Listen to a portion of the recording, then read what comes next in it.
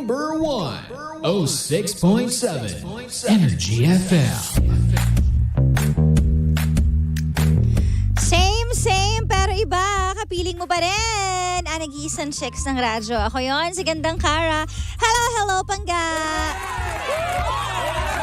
Happy lunchtime pa rin sa ating lahat.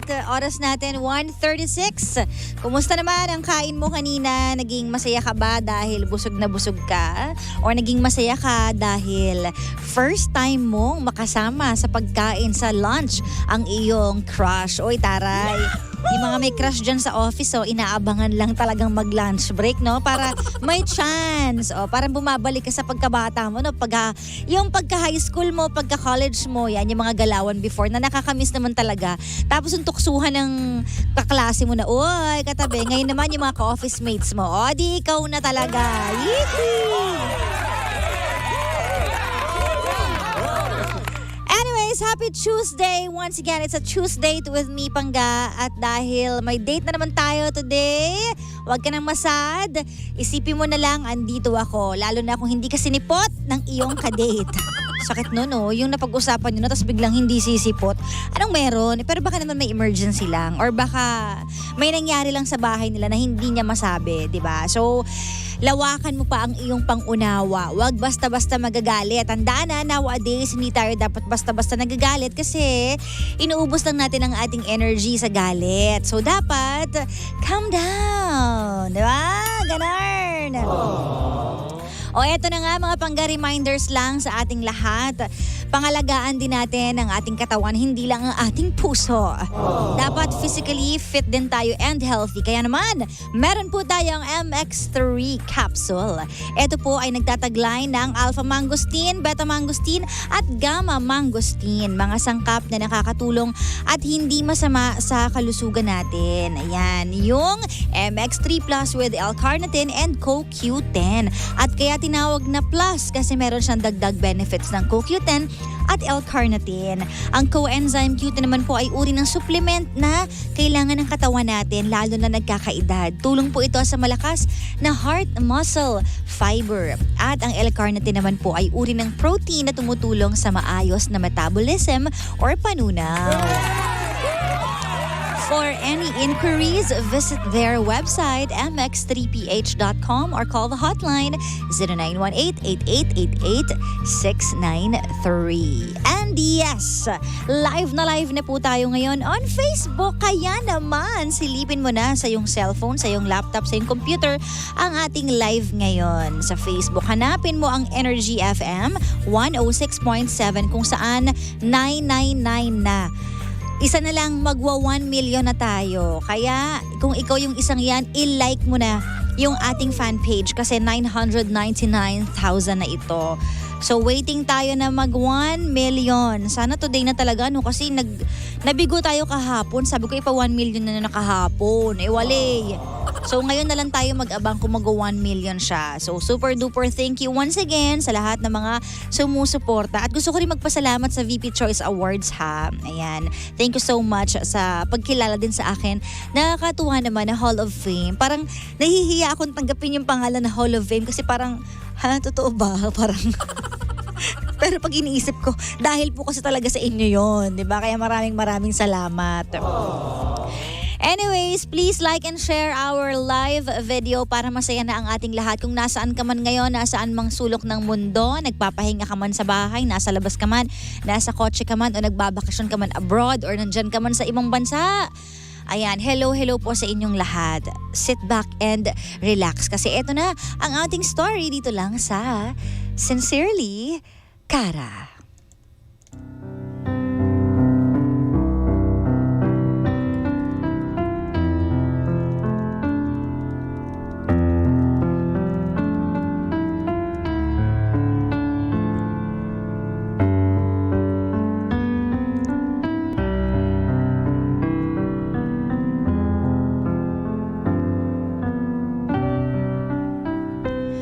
Masarap magmahal, lalo na kung maliwanag sa'yo kung ano ang meron kayo. Pero paano nga ba magmamahal ng isang taong hindi mo alam kung sigurado ba sa'yo at kaya kang panindigan? In short, walang commitment.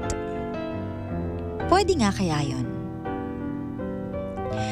Ito ang story ni Andrea, 23 years old from Santa Mesa.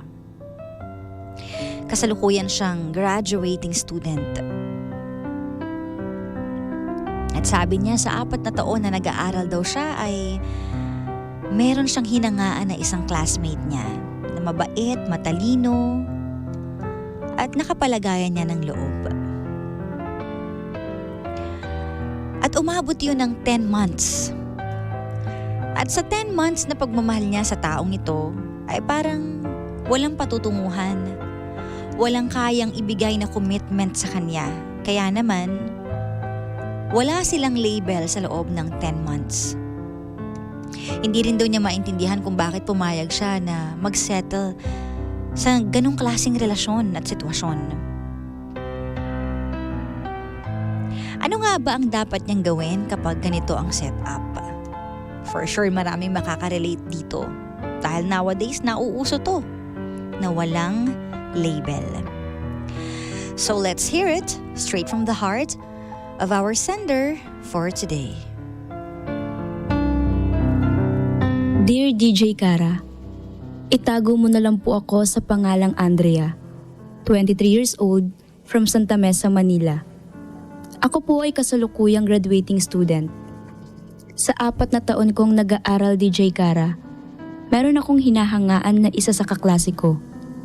Paano ba naman DJ Kara? Napakabait, matalino, at pogi naman talaga siya. Halos lahat ata kami sa classroom. Sobrang siyang hinahangaan. Kaso nga lang, di ko yun nakakausap noon kasi sobrang tahimik lang at di mahilig makipag-usap sa ibang tao. Lumipas ang ilang taon DJ Kara. 3rd year college ako nung nagkaroon ako ng pagkakataon makausap siya. Nagkausap kami ng tuloy-tuloy at umabot sa puntong parehas pala namin hinahangaan ng isa't isa. Sabay kaming umuuwi at pumapasok sa school. Sabay kumakain at sabay naming inaabot yung pangarap naming makapagtapos. Oo DJ Kara, nahulog ang loob namin sa isa't isa. Pero umabot na ng 10 buwan na wala pa rin kaming label. Hindi ko maintindihan DJ Kara kung bakit ko hinayaan na mag-settle sa ganong setup. Nung tinanong ko yung lalaking tinutukoy ko, ang sagot niya lang sa akin, di ko kasi maramdaman na all-in tayo sa isa't isa. Naisip ko na lang na sa 10 buwan ba na yon, di niya pa rin na-realize na ayaw niya sa akin. Bakit niya pinatagal ng 10 buwan? Bakit hindi niya sinabi agad? Ang dami kong gustong itanong DJ Kara, pero hindi ko ginawa. Kasi baka mas masaktan pa ako sa pwede niyang isagot. Hindi ko maintindihan ba't ako nanatili sa isang tao na hindi naman ako kaya panindigan. Wala eh. Naniwala ako sa proseso na gusto niyang mangyari. Pero yung dumating yung punto na handa na ako, siya pala yung hindi handa para sa akin.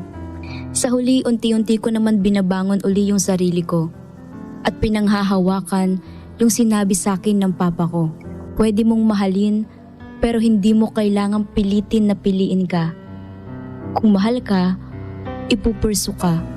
Hindi hahayaan ka sa ere pag nakuha na nila lahat ng gusto nila sa'yo.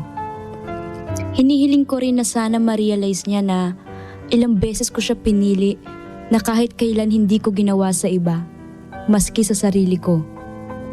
Sa dinami-dami na pwede ko piliin, na pwede rin akong piliin, bakit kailangan kong piliin yung taong hindi magawang piliin ako kahit isang beses? DJ Kara, paano ko makaka-move on ng mabilis? Gusto ko nakalimutan ang lahat, pero di ko alam kung saan ako magsisimula. Ay, yun naman pala Andrea. Alam mo naman pala ang sagot sa tanong mo. Kapag mahal ka, hindi mo na kailangan ipilit, ipupursu ka niyan. Ako, so mukhang nasa stage na ng nagmamadaling mag-move on itong si Andrea. Siguro masyado siyang na-disappoint or na-frustrate sa nangyari na hindi kayang ibalik sa kanya yung binibigay niya.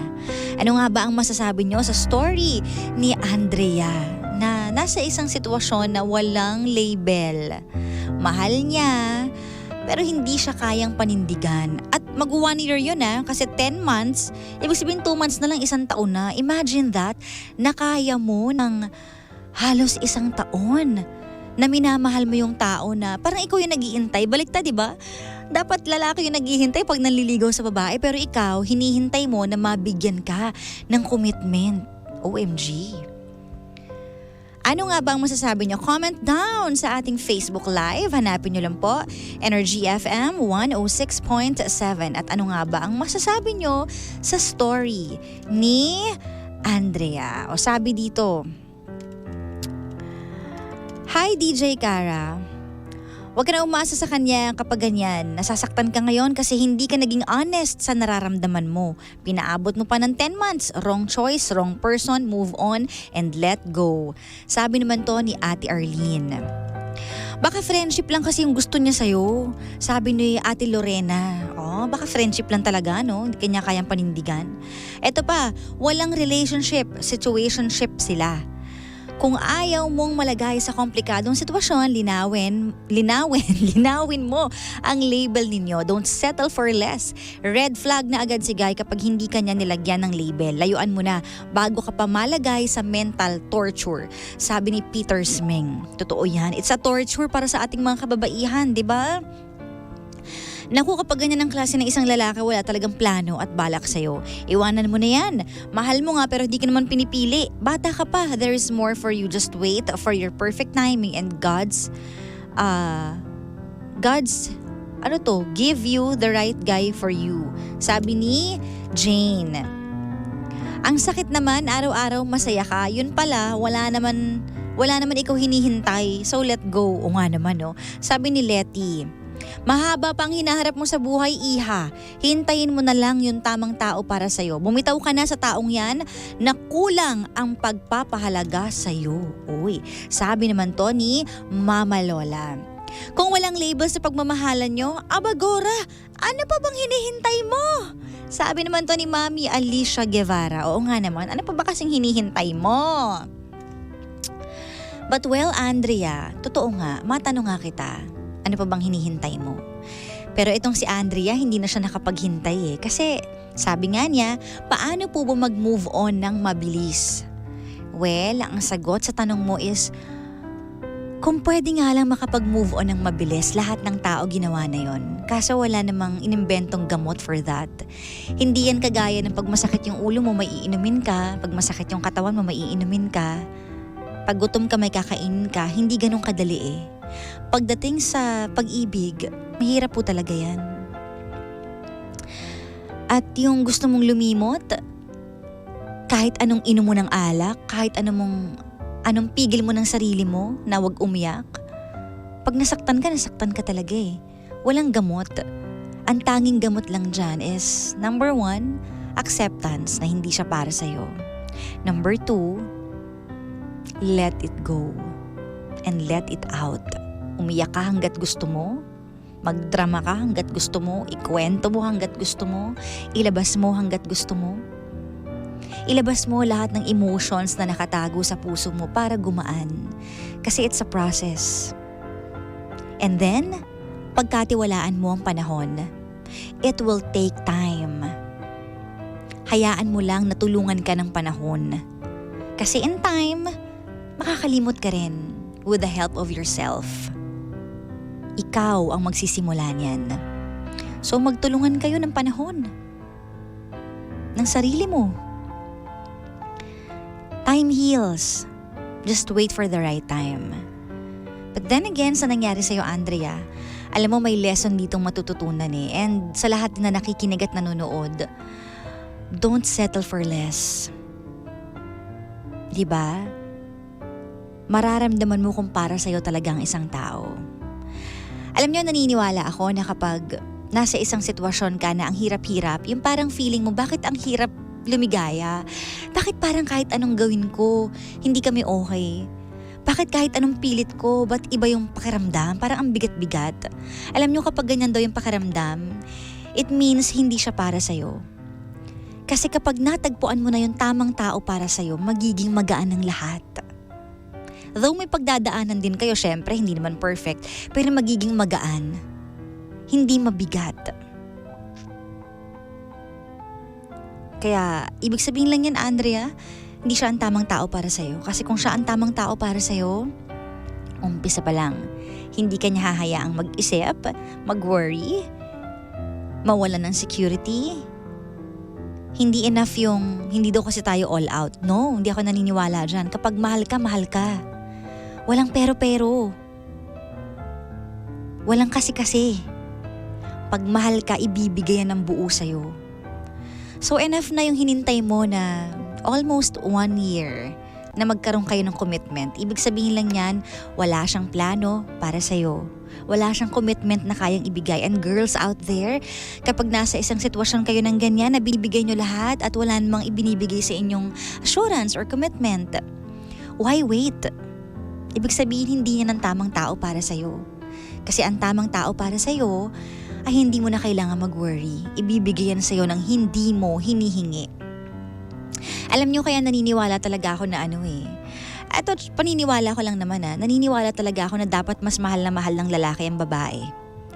Siyempre, naniniwala naman ako na dapat parehong nagmamahalan, of course. Pero alam nyo kasi, kaya ako nasasabi to because ang mga babae, may topak yan, may tantrums yan, emotional yan. So kapag ang isang lalaki hindi niya kayang i-handle yung ganun ng babae, ang hirap. Paano kayo magiging successful? 'Di ba? Kaya kung mahal ng lalaki ang babae, kaya niyang lunukin lahat ng yan. Magkakaroon niya ng patience na mahaba kasi mahal niya yung babae. Tayong mga babae, given na yung patience sa atin Kaya nating magtiis Attitude na natin yan 'di ba? Na kahit ano pang gawin, okay lang, titiisin ko. Ganun magmahal ang babae Kaya dapat talaga, iba yung pagmamahal na mahanap nyo sa mga lalaki. Yung mahal na mahal talaga kayo. Diba? At sana, Andrea, mahanap mo rin yung taong ganun para sa'yo. Diba? Kasi, ang hirap. Ang hirap ng ganyang klaseng sitwasyon. Wala kayong commitment. Nagkikis kayo, nagyayakapan kayo, tapos wala lang. Mahal mo siya, tapos uuwi ka sa gabi na, mahal niya ba talaga ako? Alam mo yun, yung may mga questions ka, mahirap yun, girl. No? Kaya, itong lesson sa'yo, sana madala mo sa next level ng relationship na makukuha mo. Tandaan mo, hindi mo kailangan maghintay, hindi mo kailangan umasa, kasi kapag mahal ka ng isang tao, ibibigay niya yan ng maluwag sa'yo. And yung mga walang commitment na sitwasyon, emotionally damaging yan. Kala nyo lang masaya sa umpisa, wala kaming label wala kaming ganyan Nakaka-damage yan masakit yan sa puso. Mag-set ka ng rule sa buhay mo, nag-set ka nga ng rule sa bahay Bawal ilagay yung plato sa ganto, sa ganyan, di ba? Nag-set tayo ng mga rules sa mga simpleng bagay, bakit hindi tayo mag-set ng rules sa love life natin? Na ay hindi pwede to sa akin. Di ba? Karapatan mo yun. Huwag mong ibaba ang standards mo. At tandaan nyo, commitment is the component of love. Napakahalaga niyan. So if you love someone, dapat may commitment. Sincerely,